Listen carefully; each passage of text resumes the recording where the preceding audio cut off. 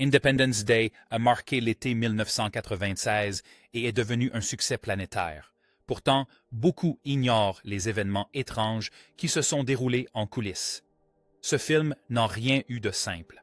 Entre les véritables négociations militaires et les modifications de scénarios de dernière minute, le tournage a été mouvementé, risqué et parfois tout simplement bizarre. Restez avec nous pour découvrir 20 anecdotes surprenantes sur Independence Day. Un ovni en Californie. Pendant le tournage d'Independence Day, l'équipe a décidé de tester un hélicoptère spécial. Recouvert de lumière scintillante, il était censé représenter le véhicule d'accueil du film, celui envoyé pour saluer les extraterrestres. Sur le moment, cela semblait un simple test. Ils voulaient juste voir à quoi il ressemblait dans le ciel. Puis les appels téléphoniques ont commencé. Plus de 150 personnes en Californie ont levé les yeux, aperçu ces lumières et cru à une visite extraterrestre. Certains étaient effrayés, d'autres simplement curieux. Nombreux sont ceux qui ont appelé la police pour signaler un ovni, tant le phénomène leur paraissait plausible. La police, n'ayant aucune idée de ce qui se passait, s'est rendue sur place. Une fois qu'ils ont compris qu'il s'agissait d'un simple test pour un film, ils se sont détendus.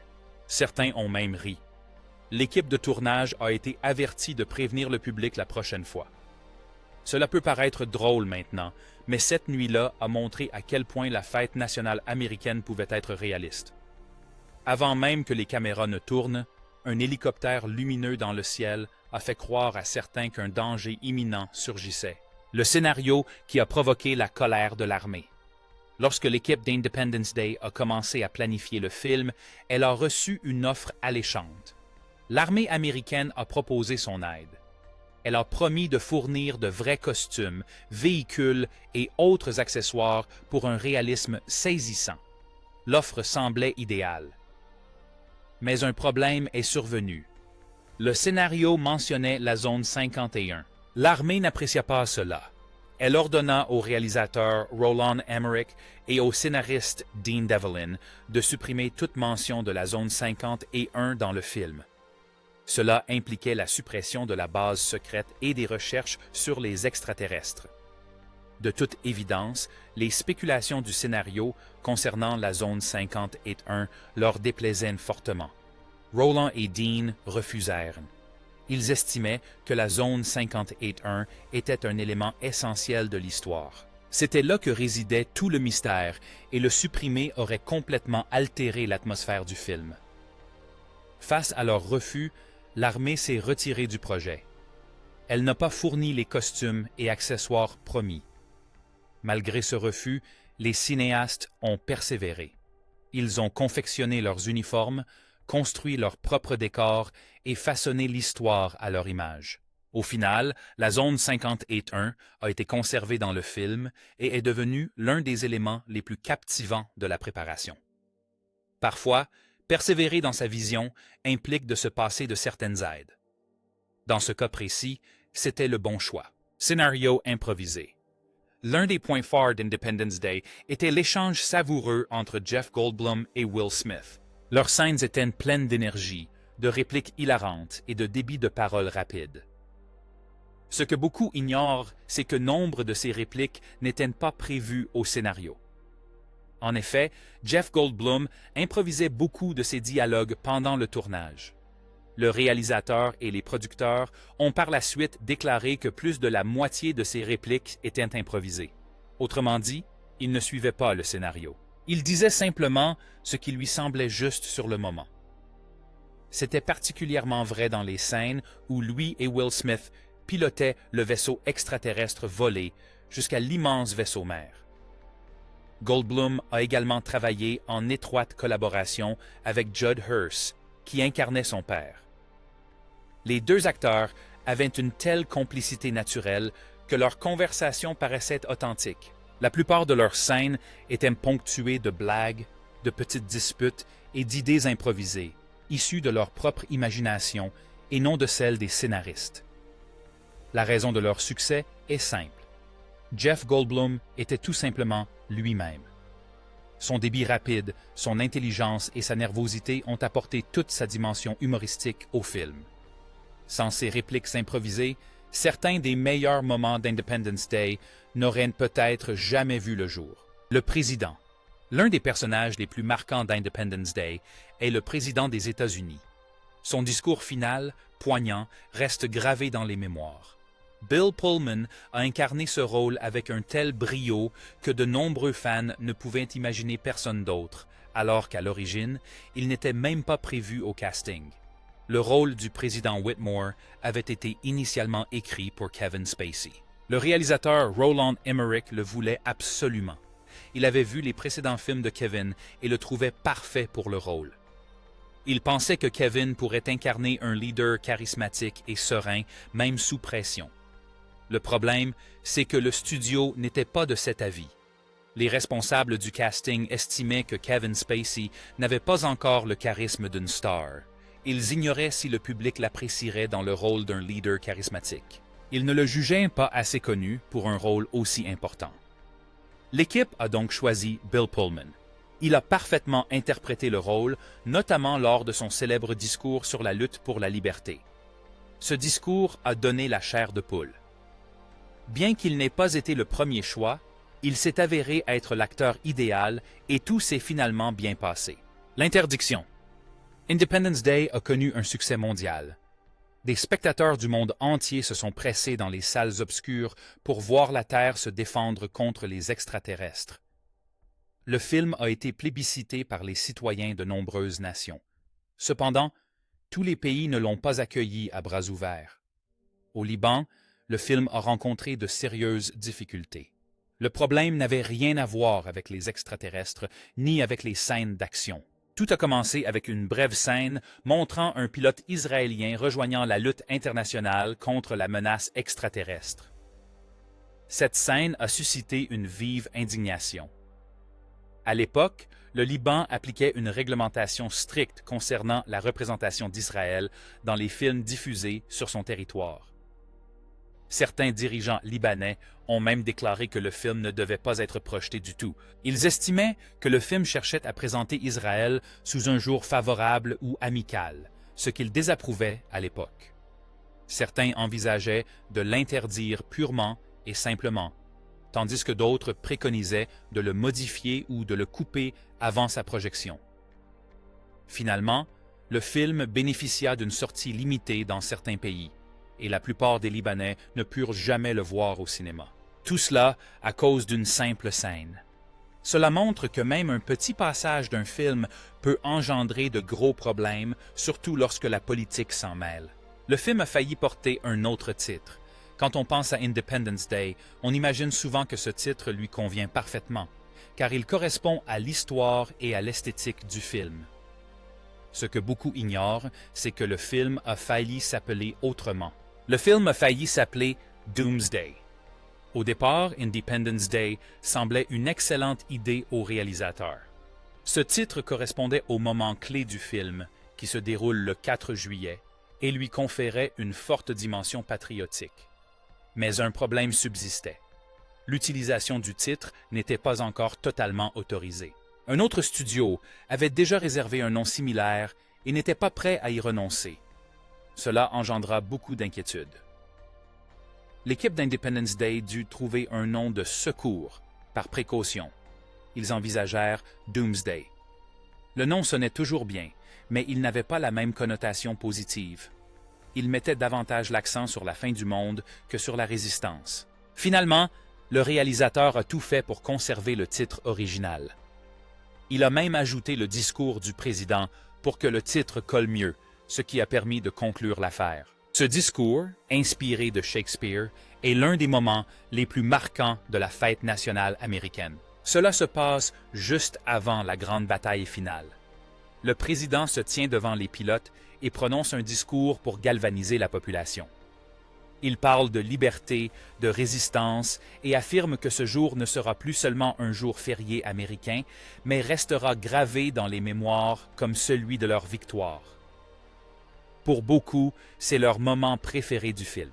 Ce qu'ils ignorent, c'est que ce discours s'inspire d'un texte ancien. Il est tiré d'une scène célèbre de la pièce Henri V de William Shakespeare, où un jeune roi s'adresse à sa petite armée avant de se lancer dans une bataille désespérée. Il leur rappelle qu'ils ne combattent ni pour la terre, ni pour le pouvoir, mais pour l'honneur et la fraternité. C'est que le discours de la Saint-Crétin, les scénaristes d'Independence Day recherchaient la même émotion. Ils recherchaient un message d'espoir face à la peur. Ils ont donc utilisé le ton et le style de Shakespeare pour composer le discours du président. Ils ont repris une scène écrite il y a des siècles et l'ont transposée dans un film de science-fiction. Le résultat fut un discours qui a profondément ému l'auditoire. Cela a donné au film profondeur et puissance. Une pièce de théâtre classique a contribué à façonner une scène de film classique. Les décors empruntés. Réaliser un film aussi ambitieux qu'Independence Day demande énormément d'argent, de temps et d'énergie. Le film met en scène des avions de chasse, des vaisseaux extraterrestres, des laboratoires, des bureaux et des bases militaires.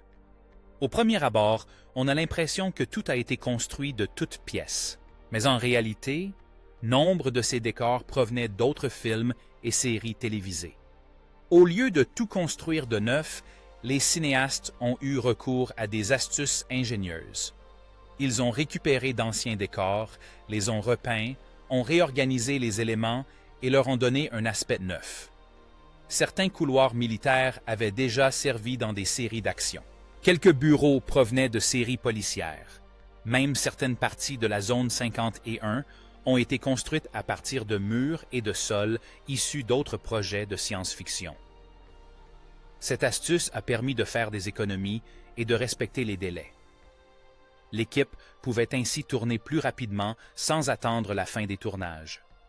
Cela lui a également permis de se concentrer davantage sur les effets spéciaux et la conception des extraterrestres, véritable atout de la série. La plupart des spectateurs n'ont même pas remarqué la réutilisation, preuve que le plan a parfaitement fonctionné. Cela montre que la magie d'un bon film ne réside pas toujours dans les dépenses excessives, mais parfois dans l'utilisation judicieuse de ce que l'on possède déjà. Le jeu Independence Day, sorti en compétition, semblait intéressant, audacieux et soigné. Ce que beaucoup de fans ignorent, c'est qu'une grande partie a été réalisée à la hâte. La raison pour laquelle les cinéastes voulaient devancer un autre film d'extraterrestres en salle. Mars Attacks, une comédie de science-fiction réalisée par Tim Burton. Les deux films traitaient d'une invasion extraterrestre et réunissaient des distributions prestigieuses. Mais Independence Day adoptait un ton sérieux tandis que Mars Attacks était léger et amusant. Les studios à l'origine de chaque film savaient qu'un seul film d'invasion extraterrestre pouvait dominer le box-office de l'été. Pour prendre de l'avance, l'équipe d'Independence Day a travaillé d'arrache-pied. Ils ont finalisé le scénario rapidement, enchaîné les prises de vue et enchaîné les journées de travail pour accélérer le processus. L'équipe des effets spéciaux a travaillé jour et nuit. Ils ont dû terminer en quelques semaines des plans qui prenaient habituellement des mois. Au final, le plan a fonctionné.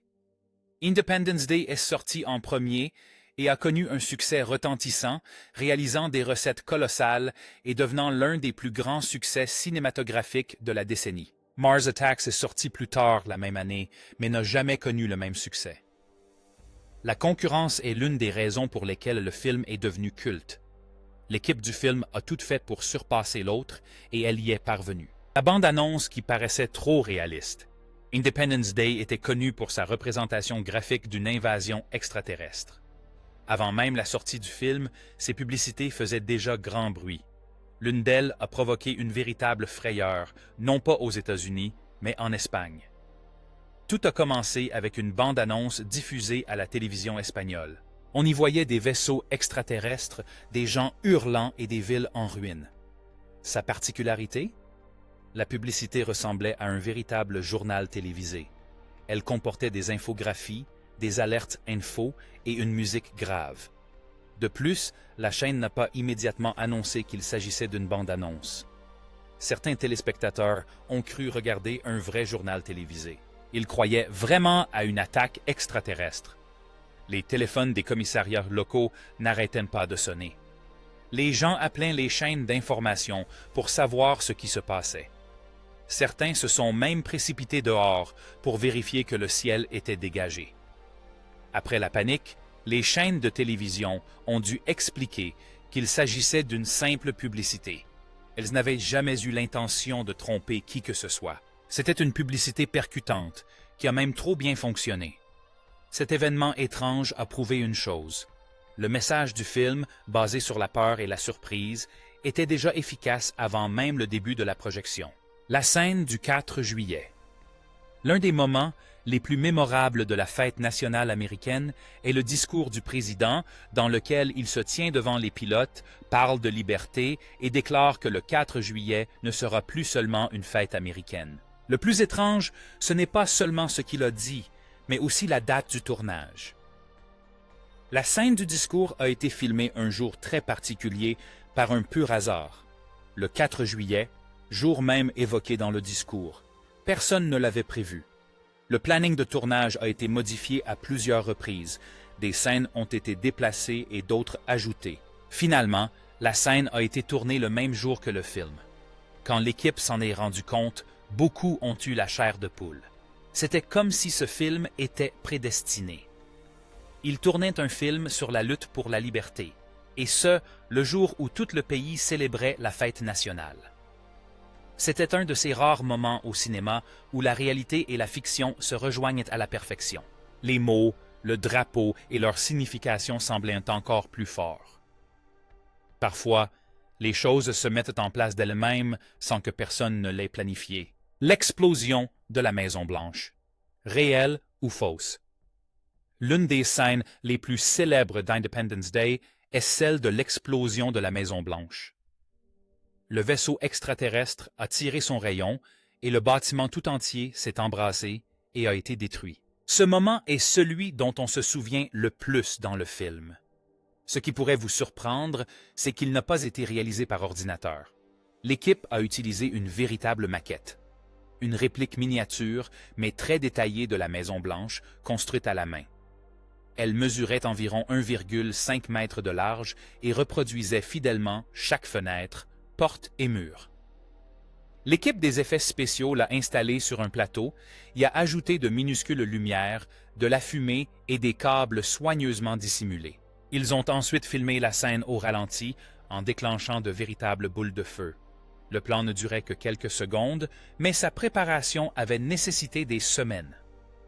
L'explosion était parfaitement synchronisée avec les caméras, qui tournaient à grande vitesse pour capturer chaque détail. Au milieu des années 90, les effets spéciaux numériques étaient encore en plein développement. L'équipe trouvait que le vrai feu était plus réaliste que le feu numérique. Ils ont donc opté pour la méthode traditionnelle et ça a fonctionné.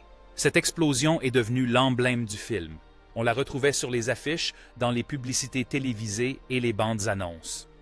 Aujourd'hui encore, on la trouve plus réaliste que nombre de films récents grâce à une maquette ingénieuse et une explosion parfaitement synchronisée.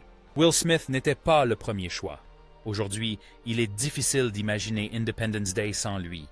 Il a incarné le capitaine Steven Hiller avec charme, humour et courage. Ses répliques cinglantes et ses coups de poing sont entrés dans la culture populaire.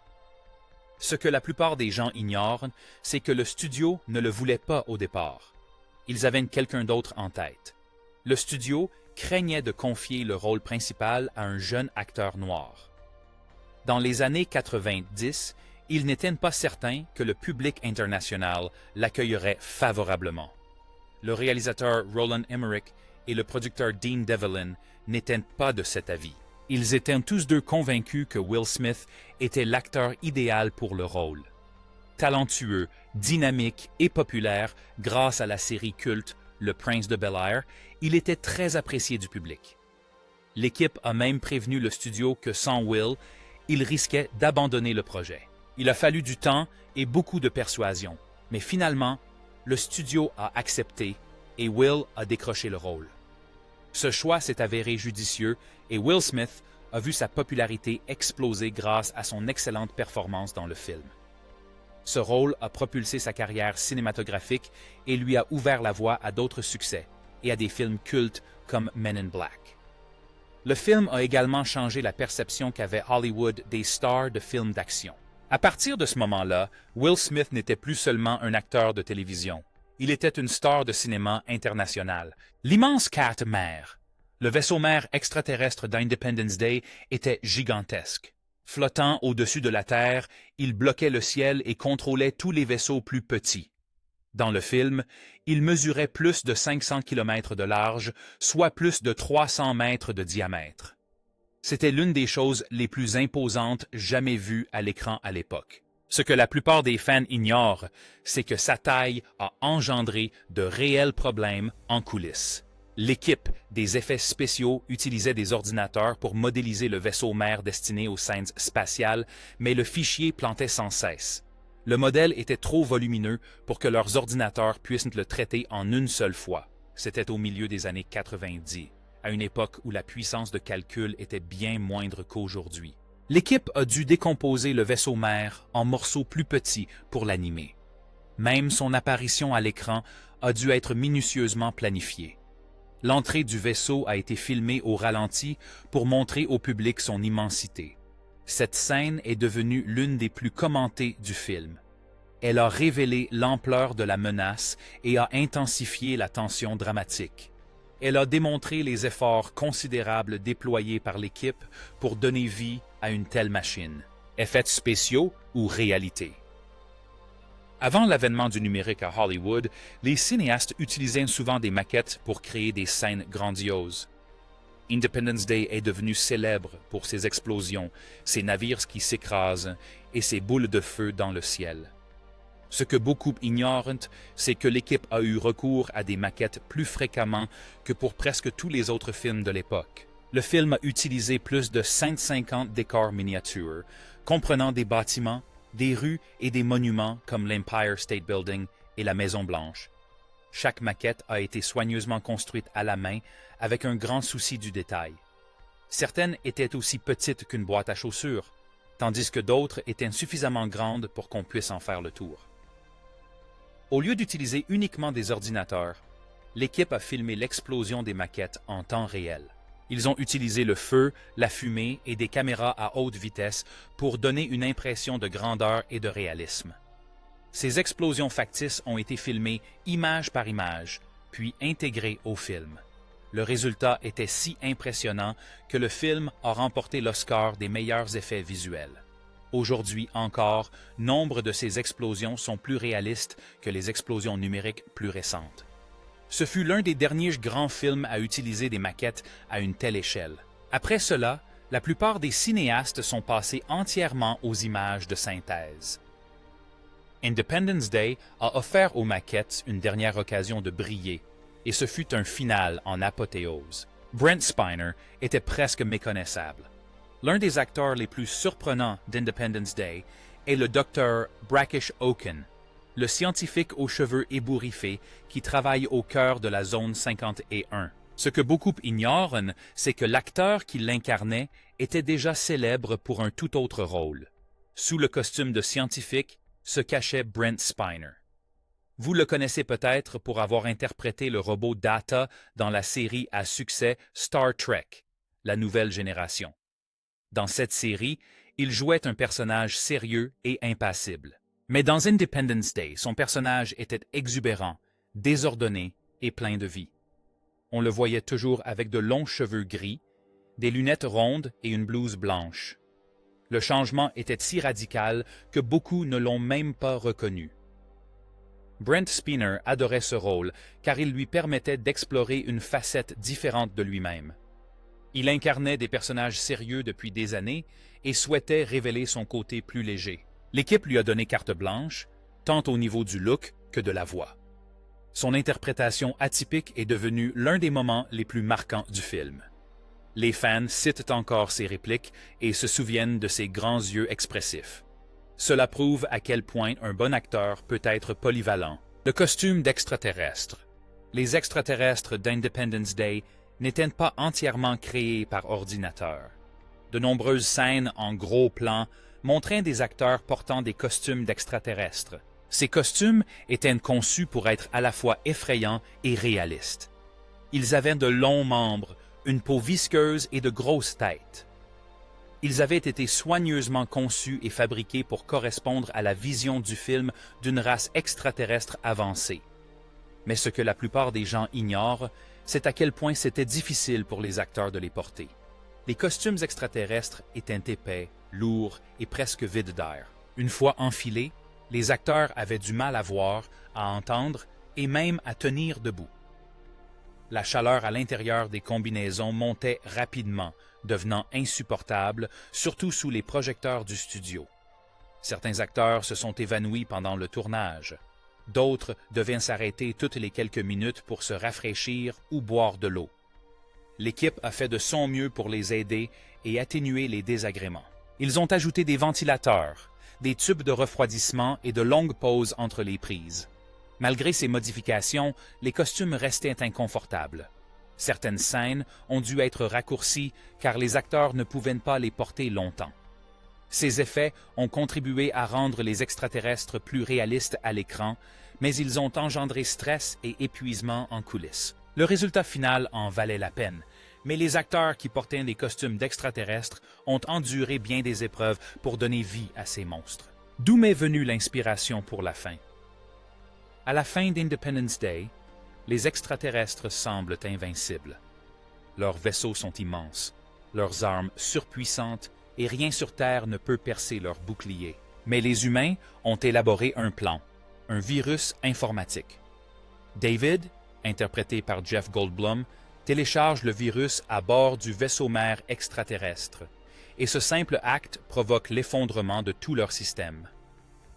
Ce que beaucoup de fans ignorent, c'est que cette idée s'inspire d'une histoire bien plus ancienne. Dans le roman de science-fiction classique La guerre des mondes, écrit par H.G. Wells, la Terre est également attaquée par de puissants extraterrestres. Les humains ne peuvent les arrêter ni avec des armes à feu, ni avec des bombes. Finalement, les extraterrestres meurent d'une chose infime, des microbes. Ils tombent malades et meurent car ils ne sont pas habitués aux bactéries terrestres. Ce virus naturel sauve l'humanité. Le film Independence Day a repris cette idée, mais l'a adaptée à l'époque moderne. Au lieu d'un microbe, il a utilisé un virus informatique. Dans le film, les extraterrestres n'étaient pas protégés contre le code humain. Ce détail a fait basculer le cours de la bataille et a donné aux humains une chance de riposter. C'était un hommage à l'un des premiers récits d'invasion extraterrestre jamais contés. Un rappel que parfois, les choses les plus insignifiantes peuvent vaincre les menaces les plus redoutables. Le discours qui a failli être censuré dans le monde entier. Tom, on les a battus. Le moment le plus poignant d'Independence Day est le discours du président Whitmore avant la bataille finale. Debout devant les pilotes, il déclare « Nous n'allons pas nous laisser faire ». Ce discours est devenu l'une des scènes de film les plus célèbres de tous les temps. Croyez-le ou non, le studio n'a pas apprécié. Les avis étaient partagés quant à la marche à suivre. Certains voulaient en faire une scène mineure, tandis que d'autres préconisaient de la supprimer. Lors de la première projection de la scène aux dirigeants, certains l'ont jugée excessive, trop dramatique et trop longue. Certains ont même trouvé la scène un peu mièvre. Ils craignaient qu'elle n'atténue la gravité du film. Le réalisateur Roland Emmerich et le producteur Dean Devlin se sont battus pour la conserver. Ils étaient convaincus qu'elle constituait le cœur même du film. Elle donnait aux personnages une raison de se battre et offrait au public une raison d'y croire. Pour eux, il ne s'agissait pas d'un simple discours. Ce fut le moment le plus poignant du film. Le public l'a adoré. Les spectateurs ont applaudi dans les salles lorsqu'ils l'ont entendu. Face à cette réaction, le studio a changé d'avis et l'a conservé. Ce discours a contribué à transformer Independence Day d'un simple film d'action en un film inoubliable. Ce qui avait failli être supprimé est devenu la voix du film. Le scénario, écrit en 4 semaines. Difficile à croire, mais le scénario d'Independence Day, l'un des plus grands films de science-fiction des années 90, a été écrit en seulement 4 semaines, soit 1 mois du début à la fin. La plupart des films nécessitent plusieurs mois, voire des années, d'écriture, mais celui-ci a été réalisé très rapidement. Le réalisateur Roland Emmer et le producteur Dean Devlin venaient de terminer le tournage de Stargate. Lors d'interviews pour la promotion du film, un journaliste leur demanda s'ils croyaient aux extraterrestres. Cette question fit germer une idée. Ils se mirent aussitôt à réfléchir à ce qui se passerait si les extraterrestres ne venaient pas en paix. Et s'ils étaient venus pour tout détruire? Ils ont veillé tard et travaillé sans relâche pour finaliser leur récit. L'idée était simple. Raconter une histoire de science-fiction inspirante, celle de gens du monde entier s'unissant pour combattre des extraterrestres venus anéantir leur race et leur civilisation. Malgré une écriture rapide, l'histoire a fonctionné. Le film comportait de l'humour, du drame et des moments forts. Certaines parties ont même été modifiées ou améliorées pendant le tournage, ce qui prouve que les bonnes idées peuvent émerger rapidement si l'équipe s'y investit pleinement. Ces faits insolites montrent que le tournage d'Independence Day a été aussi mouvementé que le film lui-même. Et cela n'aurait pas été possible sans l'implication totale de l'équipe technique et des acteurs. Quel fait avez-vous préféré et pourquoi? Partagez vos impressions dans les commentaires. N'oubliez pas de liker, de vous abonner et de suivre la chaîne pour plus de contenu de ce genre. Avant de partir, cliquez sur la vidéo affichée à l'écran.